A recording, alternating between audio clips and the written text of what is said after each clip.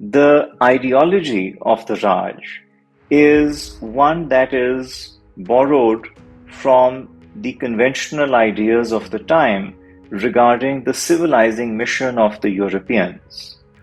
So it really does not appeal to divine sanction. It instead claims, with not much plausibility, that the British have come to rule South Asia on behalf of the Indians, and they will continue to rule South Asia in this paternalistic manner until the civilizing mission is complete at some indeterminate future date. So that rhetoric and that state ideology, if we were to call it that, is very different from the divine sanction-oriented ideologies that preceded it.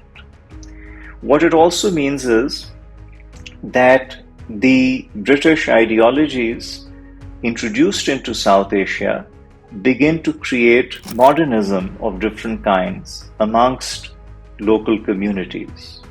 So when we think about the development of Indian modernism or Muslim modernism, we typically look back to the colonial period and to the interface between the colonial state and its subjects. Then, the civil service is reorganized as a meritocracy. So, British Governor Generals do not arbitrarily appoint civil servants. Civil servants are increasingly appointed through a competitive process. This competitive process for the highest tiers is held in England and is for a long time open only to people from England, given the expense of going there and sitting in those examinations.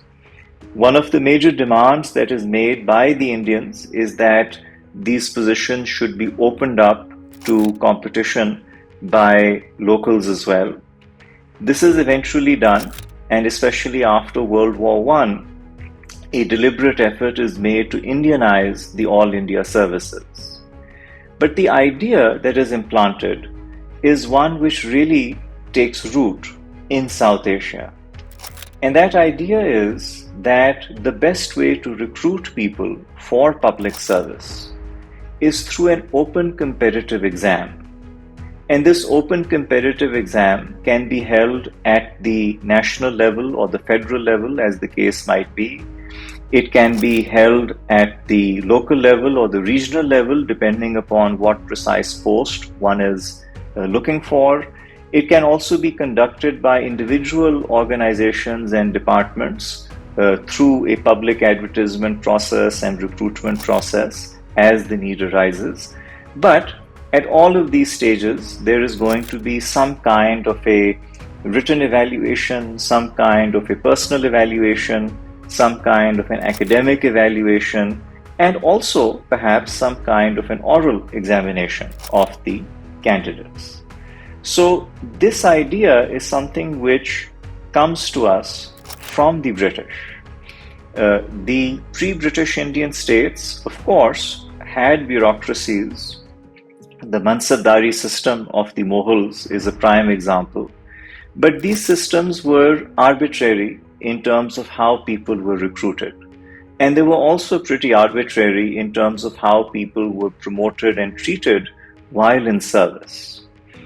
The British inculcate this idea that servants of the state are not personal servants of whoever happens to be the ruler at a given point in time.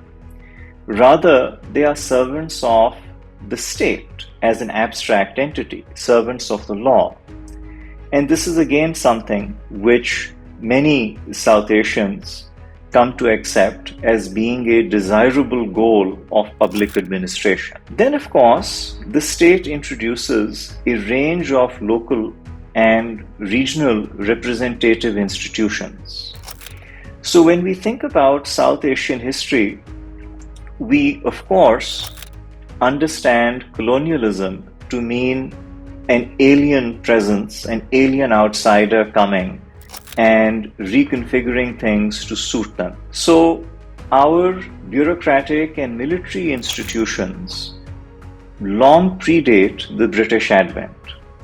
And these institutions and instruments were taken over by the British and partially modernized. However, they had a strong indigenous foundation. What did not have a strong indigenous foundation was the creation of parliamentary institutions, the creation of mass politics, the creation of national or regional political parties, the creation of autonomous or semi-autonomous elected and semi-elected or nominated local and regional governments.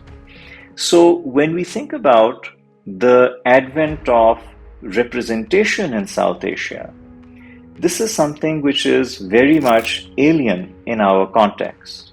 It is something which the British introduce, partly because they find it easier to co-opt local elites through a representative process, and also partly because there is a demand from westernized Indians for such representation. So what we see is that during the last 50-60 years, especially of British colonial rule, there is a growing demand for such representative institutions from Indians, and the British try to manage these demands through periodic concessions. Now, when we take this all together, what we come to realize is that the British Indian state reorganizes the state in South Asia, and it does so by turning the state into a mass of autonomous institutions. And these autonomous institutions, including the military and the bureaucracy and the judiciary and at a later time the representative bodies, these are all supposed to operate under some kind of a rule of law, some kind of competitive process. And the expectation is there that with the passage of time, India will acquire self-rule.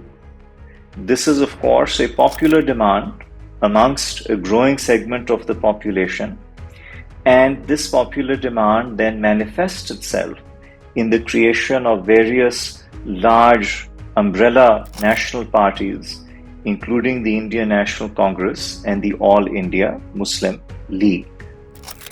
Now, these parties engage in a debate about the nature of representation in South Asia. From the perspective of the Indian National Congress, the British are responsible for dividing Indians into various subcategories of majorities and minorities. And all that is needed is for the British to either leave or immediately hand over self-rule to a Congress-led government, and all will be well. On the other hand, the Muslim League contends that in South Asia, the nature of politics is communal and has remained so. As a result, without additional safeguards for various minorities, including the Muslims, constitutional advance towards self-government on the basis of a simple one person, one vote formula would lead to practically the subjection of the Muslims and other disadvantaged communities to a caste Hindu majoritarian tyranny. However, this does not necessarily mean that India should not be a single state after independence. Rather, it could still be a loose confederation as envisaged by the Cabinet Mission Plan, which the Muslim League agrees to and the Congress torpedoes. Or there can be a partition of the subcontinent into two sovereign successor states, that of India and Pakistan. Ultimately, it is the latter option that is exercised. But in both India and Pakistan, the institutional legacy of the British Raj remains a very important source of stability for the two countries. And that stability also exacts a price in terms of the difficulty that these countries have in terms of perhaps achieving larger scale reforms due to the conservative structure of the colonial and ex-colonial state. But that, of course, is a story to be taken up for another time. Thank you.